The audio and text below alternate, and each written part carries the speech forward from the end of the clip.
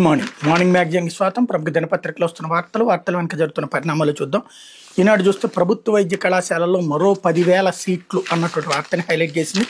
వాటి మౌలిక సదుపాయాలకు 15,000 కోట్లు, నౌకాయాన రంగానికి 69,000 కోట్ల ప్యాకేజ్, రైల్వే ఉద్యోగులకు 78 రోజుల బోనస్, ఒక్కొక్కరికి గరిష్టంగా అందేది 17,951 రూపాయలు.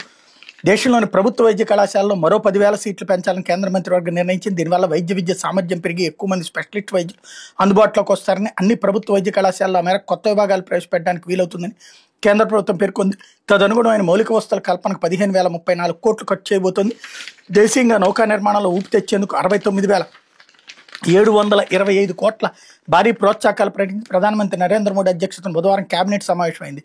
94,916 కోట్ల విలువైన అంశాలపై కీలక నిర్ణయాలు తీసుకుందన్నటువంటి వార్తని హైలైట్ చేశారు. లేకపోతే నేడు మెగా డిఎస్సి ఉత్సవ్ అంటూ 15,941 మంది అభ్యర్థులకు అమరావతిలో నియామక పత్రాలు అందజేత, ఎంపీలు ఎమ్మెల్యేలు అంతా రావాలి. శాసనసభలో మంత్రి నారా లోకేష్ 150 రోజుల్లోనే మెగా డిఎస్సి ప్రక్రియ పూర్తి. మెగా డిఎస్సి ద్వారా ఎంపికైన 15,491 మంది అభ్యర్థులకు గురువారం అమరావతిలో నియామకోత్తర్లు అందిస్తామని విద్యా ఐటీ శాఖల మంత్రి నారా లోకేష్ చెప్పారు.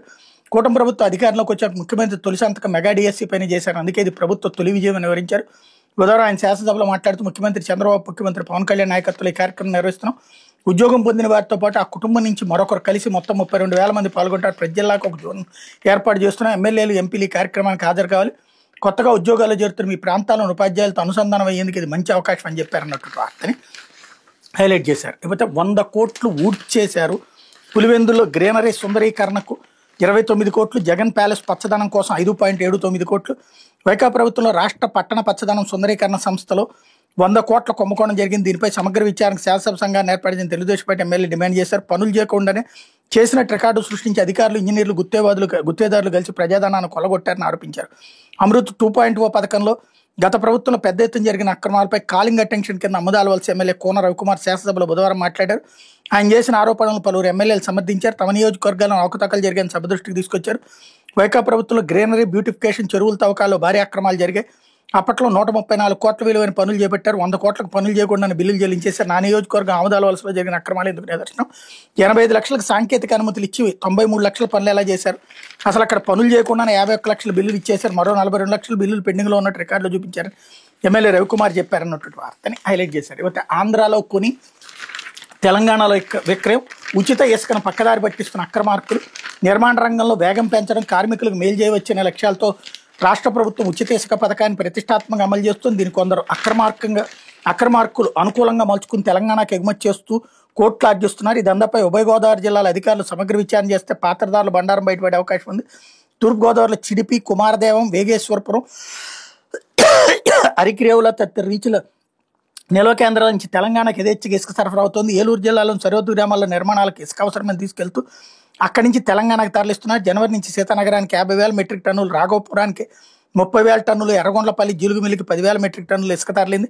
ఆయా గ్రామాల్లో 90,000 మెట్రిక్ టన్నుల ఇసుకతో చేపట్టిన నిర్మాణాలు లేవు. దీంతో ఇసుక పక్కదారి పట్టినట్టు జిల్లా భూగర్భ శాఖ అధికారులు నిర్ధారించారన్నట్టు వార్తని హైలైట్ చేశారు. ఇక్కడ కూడా ఎంత తెలివిగా రాస్తారంటే ఉచిత ఇసుక.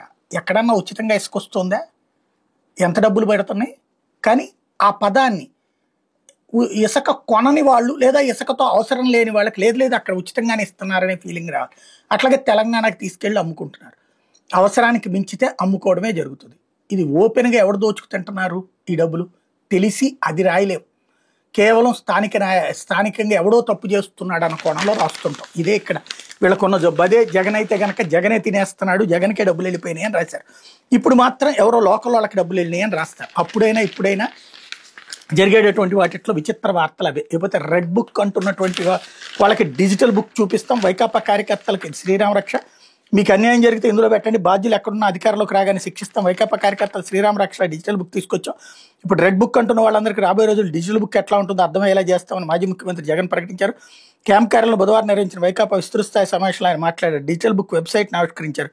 వైకాపా కార్యకర్తలకు ఎవరికి అన్యాయం జరిగిన బుక్లో నమోదు చేసుకోవాలి. దీనిలో నమోదైన కేసులపై అధికారంలోకి వచ్చే ప్రత్యేక బృందాలు వేస్తామన్నటువంటి వార్తని హైలైట్ చేశారు. లేకపోతే ఫ్యాన్సీ వేలం, మాయాజాలం అంటూ వాహనాల ఫ్యాన్సీ నెంబర్ల కేటాయింపులు ఏజెంట్ల కిరికిరి, డబ్బు తీసుకుని ఖరీదైనవి దక్కేలా చేస్తున్న సాఫ్ట్వేర్ నిర్వాహకులతో లాలుచి ఈ బిడ్డింగ్ ఎవరు ఎంత కోట్ చేశారో తెలుసుకుని పై ఎత్తులు అంటే ఇటీవల వైఎస్ గారి కుటుంబ సభ్యులు నూతన వాహనం కొనుగోలు చేశారు. దానికి ఫ్యాన్సీ నెంబర్ పొందాలనుకున్నారు. 2 సార్లు బిడ్లో పాల్గొన్నా సరే నెంబర్ దక్కలేదు. మూడోసారి ఎక్కువ ధర కోట్ చేసి దక్కించుకున్నారు. దీన్ని రవాణా శాఖ అధికారికంగా ప్రకటించక ముందు వేరొకరి నుంచి అధికారికి ఫోన్ వచ్చింది. మీకు ఫ్యాన్సీ నెంబర్ ఖరారైంది, బిడ్లో ఎంత మొత్తం కోట్ చేశారో చెప్తారని అడిగారు.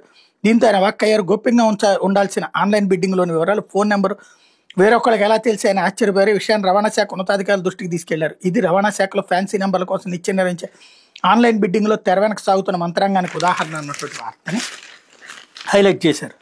ఇకపోతే సాక్షి వచ్చేటప్పుడు కార్యకర్తలకి అండగా నిలబడతాం అన్నటువంటి వార్తని హైలైట్ చేసింది. పార్టీ శ్రేణులకు వైఎస్ఆర్సీపీ అధ్యక్షుడు వైఎస్ జగన్ స్పష్టీకరణ, అన్యాయానికి గురైన కార్యకర్తలకు అండగా నిలబడడానికి డిజిటల్ బుక్, కార్యకర్తకు అన్యాయం చేసిన వాళ్ళు ఎంతటి వారైనా వదిలిపెట్టడం, పార్టీ 14 ఏళ్లుగా బలంగా ఉండడానికి కార్యకర్తలే కారణం. గత ఎన్నికల్లో ఒంటరిగా పోటీ చేసిన కార్యకర్తల వల్ల 40% ఓట్లు సాధించాం. డిసెంబర్ 15 నాటికి కమిటీల ఏర్పాటు పూర్తవ్వాలి. ఎన్నికలు సజావుగా జరిగితే చంద్రబాబు డిపాజిట్లు కూడా రావు. అందుకే మీరు గట్టిగా నిలబడాలి, మరింత బలోపేతం కావాలి. మనం అధికారంలోకి రాగానే కార్యకర్తల ద్వారా ప్రభుత్వాన్ని నడుపుతాం. రాష్ట్రంలో ఎక్కడ ఎవరికి ఏ అన్యాయం జరిగిన డిజిటల్ బుక్లోనే నమోదు చేస్తారు. 2 రకాలుగా ఈ డిజిటల్ బుక్ పనిచేస్తుంది. ఒక డిజిటల్ బుక్ పోర్టల్లో ఫిర్యాదు చేయొచ్చు, ఫోటోలు ఆధారాలు కూడా అప్లోడ్ చేయొచ్చు. రెండోది IVRS విధానం, ఫోన్ నెంబర్ 04049171718 ద్వారా కూడా కార్యకర్తలు ఫిర్యాదు చేయొచ్చు. ఇవన్నీ డిజిటల్ బుక్లో రికార్డ్ అవుతాయి. రేపు మనం అధికారంలోకి రాగానే మిమ్మల్ని ఇబ్బంది పెట్టిన వాళ్ళని చట్టం ముందు నిలబెడతాం. చంద్రబాబు తన పాలనా వైఫల్యాలను కప్పుచ్చుకునేందుకు డైవర్షన్ పాలిటిక్స్ చేస్తున్నాడు. ప్రజల్లోకి వెళ్లే పరిస్థితి లేదు కాబట్టి ప్రతిదీ డైవర్షన్ చేస్తున్నాడు. ఒక ఇష్యూ పెద్దదవుతుందంటే చాలు దాన్ని బ్రేక్ చేయడం, డైవర్ట్ చేయడం. ఆ టాపిక్ డైవర్ట్ చేసే క్రమంలో గుడులు బడులు రకరకాల ఆరోపణలు కనిపిస్తాయి, రకరకాల మనుషులపై బురజల్లే పరిస్థితులు కనిపిస్తాయి.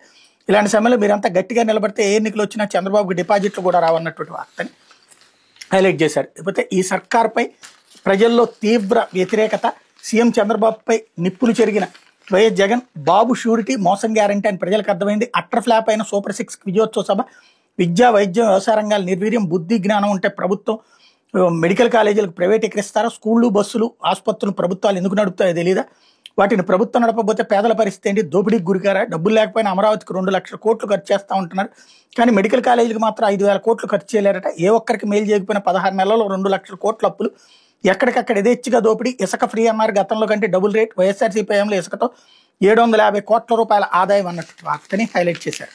లేకపోతే 10 నుంచి ఆరోగ్య సేవలు పూర్తిగా బంద్ అంటూ పెండింగ్ బకాయిలపై నెట్వర్క్ ఆసుపత్రుల సమ్మె మరింత ఉధృతం. ఇప్పటికే ఉచిత ఓపీ సేవలు నిలిపేసిన ఆసుపత్రులు, ఐపీ ఇతర సేవలు నిలిపేస్తామని ఆశ, అల్టిమేటం, 3,000 కోట్లకు పైగా బకాయి పెట్టిన ప్రభుత్వం అన్నటువంటి వార్తని హైలైట్ చేశారు. లేకపోతే 47 పోస్టుల భర్తీకి ఏపీపీఎస్సీ నోటిఫికేషన్లు, ప్రభుత్వ శాఖల్లో 47 ఖాళీల భర్తీకి నోటిఫికేషన్లు విడుదల చేసినట్టు ఏపీపీఎస్సీ ఇన్ఛార్జ్ కార్యదర్శి నరసింహారావు ప్రకటనలు తెలిపారు. మొత్తం 10 నోటిఫికేషన్లకు గాను అర్హులైన అభ్యర్థులు నిర్ణీత తేదీల్లో దరఖాస్తు చేసుకోవాలని విజ్ఞప్తి చేశారు. Assistant engineer 11, assistant motor vehicle inspector 1, జైళ్ల శాఖలో జూనియర్ ఆఫీస్ అసిస్టెంట్ 1 పోస్టులకి గురువారం నుంచి వచ్చే నెల 15 వరకు దరఖాస్తులు సమర్పించాలన్నారు. అసిస్టెంట్ ఫిషరీస్ ఇన్స్పెక్టర్ 3, ప్రత్యేక అవసరాలు ట్రాన్స్జెండర్ విభాగంలో గ్రేడ్ 1 వార్డెన్, ఏపీ మెన్స్ విభాగంలో రాయల్టీ ఇన్స్పెక్టర్ 1, ఫ్యాక్టరీస్ ఇన్స్పెక్టర్ 1 పోస్టులను అక్టోబర్ 8 నుంచి 28వ తేదీ వరకు దరఖాస్తు చేయాలన్నారు. మున్సిపల్ శాఖలో junior accounts officer 1, senior accountant 4, junior accountant 6, AP సైనిక సంక్షేమ శాఖలో జిల్లా సైనిక సంక్షేమ అధికారి 7, వెల్ఫేర్ ఆర్గనైజర్స్ 10 పోస్టులకు అక్టోబర్ 9 నుంచి 29 వరకు దరఖాస్తు చేసుకోవాలని సూచించారన్నటువంటి వార్తని హైలైట్ చేశారు. లేకపోతే ఆంధ్రజ్యోతి వచ్చేటప్పటికి మౌనమేళ నారాయణ అంటూ అక్రమార్కులకు మంత్రి అండదండలు, ఒకవైపు విపక్షంలో ఉండగానే జగన్ రెచ్చిపోతున్నారు. ఈసారి అధికారంలోకి వస్తే కూటమి నేతలు అధికారులను వదిలిపెట్టేది లేదు, సముద్రాల అవతల ఉన్న లాక్కొస్తాం, సినిమా చూపిస్తామని హెచ్చరిస్తున్నారు. మరోవైపు జగన్ హయాంలో మున్సిపల్ శాఖ పరిధిలో జరిగిన అక్రమాలు కళ్ళకు కట్టినట్టు కనిపిస్తున్నా ప్రస్తుత ప్రభుత్వం పట్టించుకోవడం లేదు. స్వయాన కూటమి ఎమ్మెల్యేలే ఫిర్యాదు చేసిన స్పందన లేదు. ఆ శాఖ మంత్రి పొంగూరు నారాయణ తీరుపై కూటమి నేతలు విస్తుపోతున్నారంటూ గత ప్రభుత్వంలో టీడీఆర్ బాండ్లో ₹1,00,00,000 అవినీతి జరిగింది. అమృత్ 2.0 పథకం, గ్రీన్ అండ్ బ్యూటిఫికేషన్ పనులను చాలా చోట్ల చేయకుండానే పెద్ద ఎత్తున నిధులు దోచుకున్న ఆరోపణలను దీనికి సంబంధించి కూటమి సర్కార్ స్పందిస్తుందని నాటి మున్సిపల్ శాఖ ప్రత్యేక ప్రధాన కార్యదర్శి శ్రీలక్ష్మితో పాటు బాధ్యులైన వైసీపీ నేతలపై చర్యలు తీసుకుంటుందని అంతా భావించారు. కానీ స్వయం మంత్రి నారాయణ వాళ్ళకి అండగా నిలుస్తున్నారన్నటువంటి వార్తని హైలైట్ చేశారు.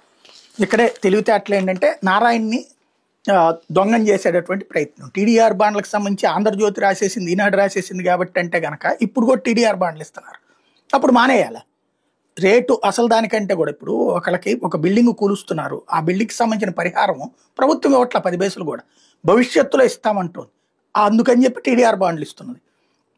అలా కనుక ఆ టీడీఆర్ బాండ్లు ఎక్కువ రేటుకి ఇవ్వకపోతే వాడు వెంటనే కోర్టుకి వెళ్తే కనుక ఏ పని జరగదు. ఇది నాడు జగన్కి తెలుసు, ఇప్పుడు నారాయణకి తెలుసు, చంద్రబాబుకి తెలుసు, అందుకనే సాగిపోతుంది. కానీ దాన్ని రెచ్చగొట్టి నారాయణని దొంగని చేసేటటువంటి ప్రయత్నం చేస్తుంది ఆంధ్రజ్యోతి. రోజు కూడా బాబు గారు కరెక్ట్, మిగతా అందరూ దొంగలే. ఇది వీళ్ళ వ్యవహార శైలి, ఇది నీచ జర్నలిజానికి పరాకాష్ట. లేకపోతే బ్రహ్మోత్సవ సంబరం అంటూ ధ్వజారోహణంతో ప్రారంభమైన శ్రీవారి బ్రహ్మోత్సవాలు, స్వామికి పట్టువస్త్రాలు సమర్పించిన సీఎం చంద్రబాబు, రాత్రి పెద్ద శేషవాహనంపై వివరించిన మలయప్ప, వాహన సేవలో పాల్గొన్న ఉపరాష్ట్రపతి రాధాకృష్ణన్, ఎవరికి ఇవ్వని అవకాశం శ్రీవారు నాకు ఇచ్చారు, 14 సార్లు పట్టువస్త్రాలు సమర్పించే భాగ్యం దక్కింది అంటూ చంద్రబాబు స్టేట్మెంట్ని ఇక్కడ హైలైట్ చేశారు. ఇకపోతే కొత్త టీచర్లు వచ్చేస్తున్నారు. 15,941 మందికి నేడే నియామక పత్రాలు అమరావతి సభలో అందజేత. కొత్త టీచర్లలో సగం మంది మహిళలు. టాపర్గా నిలిచిన 16 మంది సహా 22 మందికి పత్రాలు ఇవ్వనున్న సీఎం, తక్కిన వారికి అందించనున్న అధికారులు, పాల్గొన్న పవన్ కళ్యాణ్, లోకేష్, హాజరవనున్న ఎమ్మెల్యేలు, నేతలు. 34,000 మంది కోసం ప్రాంగణ సిద్ధం. 47 ఉద్యోగాలకు 10 నోటిఫికేషన్లు, వేర్వేరు శాఖలో భర్తీకి ఏపీపీఎస్సీ రెడీ అన్నటువంటి వార్తని హైలైట్ చేసింది. ఇది జగన్మోహన్ రెడ్డి నేర్చుకోవాల్సినటువంటిది. 1,50,000 ఉద్యోగాలు ఇచ్చాడు, కనీసం ప్రచారం చేసుకోవడం చేతకాల. ఆ సంక్షేమ పథకాలకు సంబంధించినటువంటి బటన్ నొక్కడం తప్పించి, అప్పుడు మీటింగులకు రావడం తప్పించి ఇట్లాంటివి పట్టించుకోవాలి. ఇప్పుడు పెన్షన్లకి చంద్రబాబు స్వయంగా వెళ్ళి పంచుతుంటారు. అట్లాగే ఇట్లాంటి 16,000 ఉద్యోగాలకి మొత్తం ఎమ్మెల్యేలు, మంత్రులు, ముఖ్యమంత్రి అందరూ వెళ్ళి కూర్చుంటున్నారు. 1,50,000 ఉద్యోగాలు ఇస్తే అసలు ఎమ్మెల్యేలకు కూడా సంబంధం లేకుండా పోయింది. ఇంకో 2.5 లక్షలు అవుట్సోర్సింగ్ కింద వాలంటీర్లకు ఇస్తే వాళ్ళకి ఎమ్మెల్యేలకి సంబంధం లేకుండా పోయింది. అంటే రాజకీయ ప్రభుత్వాలు ఎలా నడపాలన్నటువంటిది ఇక్కడ నేర్చుకోవాలి. ప్రచారం ఎలా పొందాలన్నది ఇక్కడ నేర్చుకోవాలి. ఇక్కడ అదే స్పెషాలిటీ అనమాట. ఇకపోతే సినిమా చూపిస్తా అంటూ జగన్ స్టేట్మెంట్ హైలైట్ చేసి, డిజిటల్ బుక్తో ప్రతీకారం తీర్చుకుందాం, కూటమి నేతలు అధికారులు సప్త సముద్రాల అవతలను వదిలిపెట్టేది లేదు, ప్రభుత్వంపై 15 నెలల్లో తీవ్ర అసంతృప్తి, మేము అధికారంలోకి వస్తే పార్టీ కేడర్ ద్వారా అభివృద్ధి కార్యక్రమాలు, జగన్ వైసీపీ సమావేశాలు డిజిటల్ బుక్ ఆవిష్కరణ అన్నటువంటి వార్తని హైలైట్ చేశారు. అయితే మోడీ సర్కార్కి చట్టబద్ధత లేదు, ఓట్ల చోరీతో గెలిచిన ఈ ప్రభుత్వాన్ని నైతికంగా రాజకీయంగా ఏ విలువ లేదు, ఎక్కడ చూసినా ఓట్ చోర్, గద్దీ చోట్, కాంగ్రెస్ పోరాటంలో అంతా కలిసి రావాలి, మోడీ కౌగిలింతలు దోచ్యం బిడిచికొట్టింది, మిత్రదేశం అంటూనే ట్రంప్ సుంకాలు వేశారు, అమెరికా జబ్బు కంటే చైనా మందు ప్రమాదం అన్నటువంటి వార్తని హైలైట్ చేశారు. కనీసం ఎవడు పట్టించుకోవట్లేదు ఓట్ చోర్ అని రోజు వీడు మాట్లాడుకుంటుంటే. ఇప్పుడు చివరికి లడాక్ లాంటి చోట్ల జరిగింది కూడా ఓట్లకు సంబంధించి కాదు, వాళ్ళకి సంబంధించిన స్వతంత్ర ప్రతిపత్తిగా, అదే వాళ్ళకి మామూలు రాష్ట్రాలతో సమానంగా ఉండాలి. అంటే వీళ్ళ వాదాన్ని ఎవడు పట్టించుకోకపోయినా సరే అద్భుతంగా సాగిపోతుంది అన్నటువంటి ప్రచారం చేసుకుంటూ బతికేస్తున్నటువంటి పరిస్థితి. దానికి పరోక్షంగా ఆంధ్రజ్యోతి లాంటి వాళ్ళు సహకరిస్తున్నారన్నది ఇక్కడ అర్థమవుతుంది. బీజేపీని మాత్రం నాశనం చేయాలన్న కుట్రలకి కాంగ్రెస్నైనా నెత్తినేసుకుంటుంది, అవసరమైతే ఉగ్రవాదులనైనా నెత్తినేసుకుంటుంది ఆంధ్రజ్యోతి అనేది గుర్తుపెట్టుకోవాలి. వీళ్ళకి వామపక్ష భావజాలంతో బీజేపీ మీద, హిందుత్వం మీద ద్వేషం అన్నటువంటిది కూడా గుర్తుపెట్టుకోవాలి. లేకపోతే బగ్గుమన్న లడాక్ అంటూ హింసాత్మక మారిన రాష్ట్ర హోదా నిరసనలు, నలుగురు మృతి, 70 మందికి పైగా గాయాలు, లేహ్లో బీజేపీ ఆఫీస్ దహనం, సెక్రటేరియట్ భవనానికి నిప్పు, పోలీసులపై రాళ్లు రువిన ఆందోళనకారులు, లడాఖ్లో ఆందోళనకారులు రెచ్చిపోయారు, కేంద్రపాలిత ప్రాంతమైన లడాక్ రాష్ట్ర హోదా కల్పించడంతో పాటు 6వ షెడ్యూల్లో చేర్చాలని డిమాండ్తో ప్రారంభించిన నిరసనలు హింసాత్మక మారిన బుధవారం లేహ్ నగరంలో ఆందోళనకారులు విధ్వంసాలు సృష్టించారు, స్థానిక బీజేపీ కార్యాలయానికి నిప్పు పెట్టారు, పోలీసులతో ఘర్షణకు దిగారు, వాళ్ళపై రాళ్లు రువారు, దీంతో ఆందోళనకారులు చెదరగొట్టేందుకు పోలీసులు బాష్పవాయువును ప్రయోగించారన్నటువంటి వార్తని హైలైట్ చేశారు. ఇది దినపత్రికలో వచ్చినటువంటి వార్తలు వెనకాల జరుగుతున్న పరిణామాలు.